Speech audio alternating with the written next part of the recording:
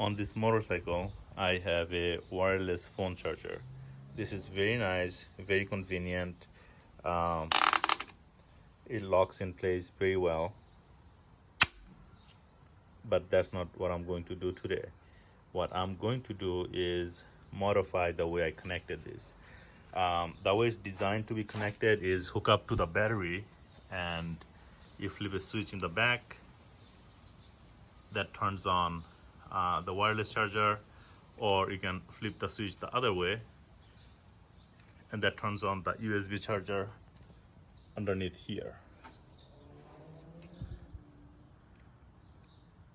The danger is if you leave the wireless charger on all the time, it's not going to kill the battery over a couple of hours, but if you leave it for weeks at a time, maybe months at a time, it will kill your battery. Since this is my long distance bike, I don't ride this bike very often. That's my daily bike. So what I'm going to do is, actually what I have done so far is, I'll turn the light on. I took the power from this battery fed circuit. So it's hooked up to the battery directly, and the ground is going to some ground stud in there somewhere. I forgot where I put it on, but it's getting ground from somewhere, and it's getting the battery power from the battery. I'm going to change that. I am going to take the ignition power. So my favorite thing to use is the lights, because they already have their own fuse that it goes through, so the circuit is already protected. So I know this is my running light, and I'm going to just splice this power and take the power from here. At the same time, sometimes I want the option to be able to charge my phone, or let's say I use a Sena. I want to charge the basically my helmet while the bike is just sitting there and my helmet is just sitting on the bike. So I'm going to put a switch and feed power directly to the same circuit.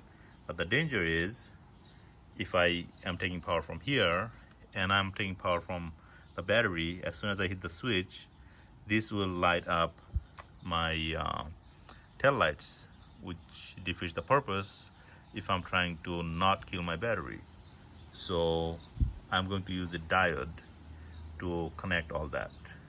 So I'm going to pause the video now and show you the diode and the switch I'm going to use. So here is what I will be using.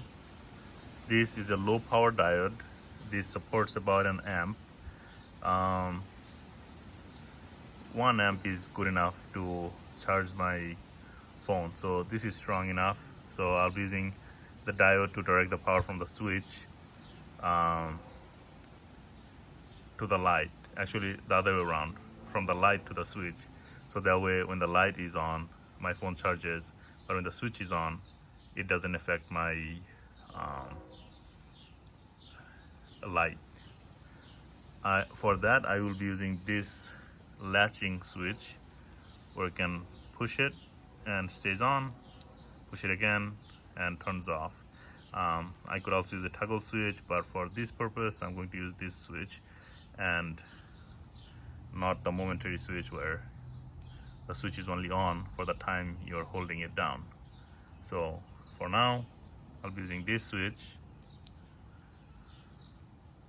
and that diode to make this ignition fed and a battery fed, so both at the same time, depending on how the switch is pressed or not. I have a love-hate relationship with the solder. I think solder is great, but I think they belong in a printed circuit board and not on a motorcycle phone charging system. So what I did is I twisted, is it zoom here?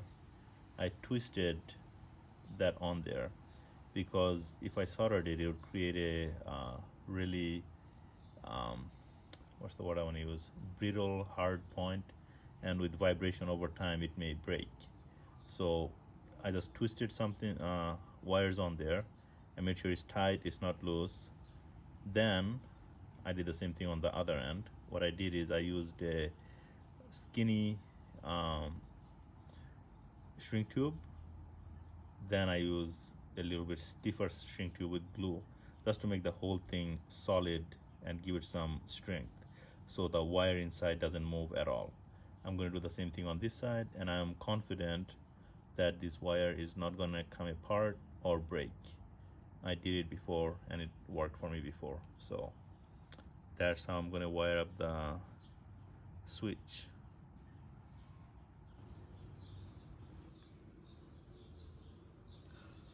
So I will tap into the battery power, meaning from the tail light, tap into the battery power from the tail light. So it will be from ignition coming out this way, and I will connect my diode in between here, so it doesn't backfeed into the tail light when I switch on the battery power.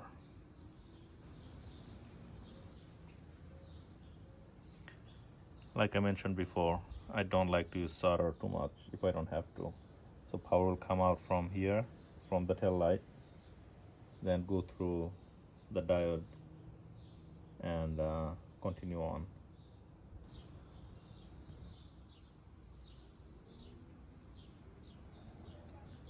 So I shrink tubed it with glue inside. So basically this is completely watertight, and the whole thing is very stiff and solid, so it doesn't get damaged over time with water, moisture, or vibration. So this is the whole tricky part. Now from here it's just going to be a simple switch, and we can go from there. Okay, now you can say hi. Hi. This is my filming guy. He is going to be filming me while I explain things. That might be the helper filming guy. Hey, did somebody eat Nutella? Mm-hmm. Yeah. Okay. They both did eat Nutella apples. Yeah. Don't move the camera too much. So, here is what we're gonna do. This is where the battery power comes from, and this is where the charging goes. This is the only circuit I'm gonna be worried about. So, I'm gonna detach it right here. Snip, done. At this point, I will, one way or another, connect this wire to this side, so the battery power goes in here through the switch. Then this will go in that direction, so that will be completely battery powered. And on the other hand, I have this coming from the tail light through a diode from the inline. So when I turn the ignition on, this will charge my phone, and as soon as I turn the switch on, this one, this will open the circuit right here, so my tail light doesn't power on when I push the switch on with the ignition off. That's how it will work. Do you get it? Uh-huh. All right, good job. Let's go see what I recorded. Okay, my work here is done. I took the power from here. This is the wire I spliced right there. Wire went underneath this garage door opener module, went right into the phone charger, and the other end comes from the battery power. So let's see this at work. So that switch is off, so I'm going to press the switch. Switch is on, switch is off, switch is on. And if we go to the tail light, tail lights are not on. That's exactly what I wanted. And the switch is on. Now I'm going to turn the switch off. Now I'm going to flip the key on like this, off like that. And looking at the LED, key on, that turns on, key off, that turns off. So you may wonder what would happen if someone were to turn the key on and press the switch. It might explode, it might not. Well, nothing happened. Why? Because as soon as I press the key, the diode underneath here in that wire, wherever it is, opens up and nothing happens. So right now the power is going in this direction. And if I turn the switch off, instantaneously power continues coming from that direction. So that's the beauty of a diode, and that's how I can have this ignition fed, technically it's called a battery fed, but switchable with ignition. Key off now. Fan is gone, so is the assistant cameraman I know. and bunch of other people. That was you. They're just goofing around. The end. Almost crashed. I could have mounted the switch anywhere, but I wanted to keep it hidden, so it's behind that cover. Zip tied with the harness, and that's it. Works well.